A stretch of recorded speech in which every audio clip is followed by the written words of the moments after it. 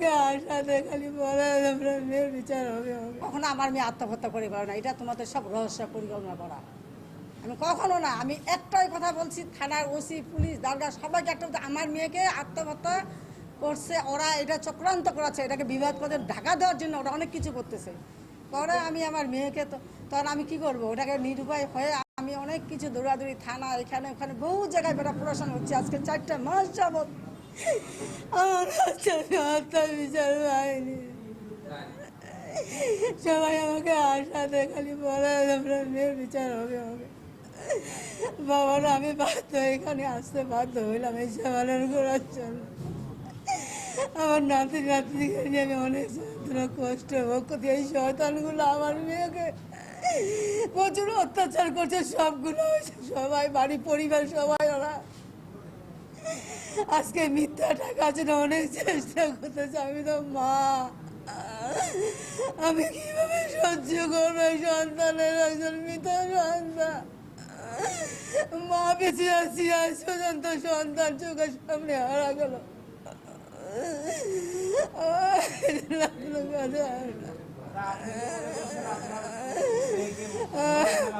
আমার মেয়েকে মার ফেলা হয়েছে। আমি প্রথম দিন থেকে এর আগে আমার মেয়েকে আমি অনেকবার বলছি, যখন এই ঝগড়া লাগে, মা তোর রমান তোর জীবনটা খাবে, তোকে একটু মারে ফেলবে। কথা মা এত সহজ মানুষ মারা? আমি হ্যাঁ, এই চ্যাংরা যে ব্যবহার, এই চ্যাংরা যে কথাবার্তা সাজ, আমি তদন্ত করেন আমার মেয়ের সুবিচার চাই বাবা, আর কিচ্ছু না।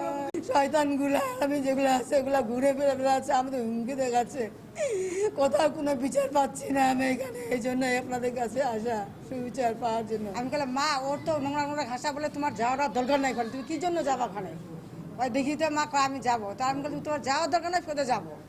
যাই তখন আমার মেয়ে ওখান থেকে গেল, যাওয়ার পরে কিছুক্ষণ পরে আমার মেয়ে আবার রমান ফোন দিল, শেখ রমান ফোন দিয়ে বলতেছে আপনার মেয়ে শাপলা নাই। তা শাপলা কই গেছে? আমি বলি শাপলা তোমার ছেলেকে ডিবিট কোম্পানি পরে আনতে গেছে। তখন বলতেছে কি শাপলা নাই। পরে আমি কি বললাম আমার ফোনে নাই টাকা, তরিখুরিকে ফোনের টাকা উঠায় আমার ছেলেকে দিয়ে ফোন দিলাম। ফোন দিয়ে বলতেছি আপু কোথায়? তোমার আপু হাসপাতালে।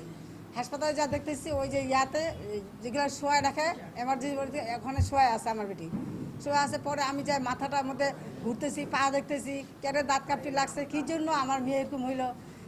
পরে আমি আর কী করবো, দিশা না পাই অনেক লোকজন ভিড় করতেছে। মানে তখন আমি গেলাম ডাক্তারের কাছে, ডাক্তার নিয়ে আপনি আমার মেয়েকে রিফার দেন, আমি ঢাকা হোক রংপুর হোক যেগুলো যাবো এই মুহূর্তে নিয়ে যাবো। কেটা আপনার মেয়ে? আমি জান্নাতের ভিতরে শাপলা, কারণ ডেড বডি এখানে নিয়ে আসছে।